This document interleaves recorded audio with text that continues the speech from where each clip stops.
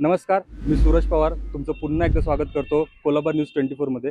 आज आपण आलो छत्रपती शिवाजी महाराज टर्मिनस येथे असलेल्या हर्निमल फोर्ट गार्डनमध्ये. नागरिकांकडून मिळालेल्या माहितीनुसार येथे पाणी पिण्यासाठी सोय उपलब्ध होती, येथे वाचनालय होते, गार्डन होते, पण त्या सोयी सुद्धा आता कुठेतरी कमी झाल्यात असं नागरिकांची तक्रार आहे. येथे नागरिकांच्या अनेक समस्या आहेत, त्याच आपण जाणून घेणार आहोत. मी फोर्ट मधील स्थानिक रहिवाशी हर्निमल सर्कलच्या अगदी शेजारी राहणार आहे आणि मला एक नमूद करायचं आहे की त्या हर्निमल सर्कलचा जेव्हा पुनर्विकास झाला त्यावेळी अभ्यासिका जी आहे, म्हणजे शाळेतील विद्यार्थिनी आणि कॉलेजच्या विद्यार्थ्यांसाठी अभ्यासिका होती. पूर्वी तिथे अभ्यासिका होती, ती आता पुनर्विकास झाल्यामुळे ती तिथे नाही आहे. आणि दुसरी गोष्ट म्हणजे की त्या ठिकाणी पाण्याची सोय होती, लहान मुलांना पाणी पिण्याची सोय होती, प्याऊ होता तिथे. तो प्याऊ पण तिथे नवीन पुनर्विकास झाला, त्याच्यात तो नमूद करण्यात आला नाहीये.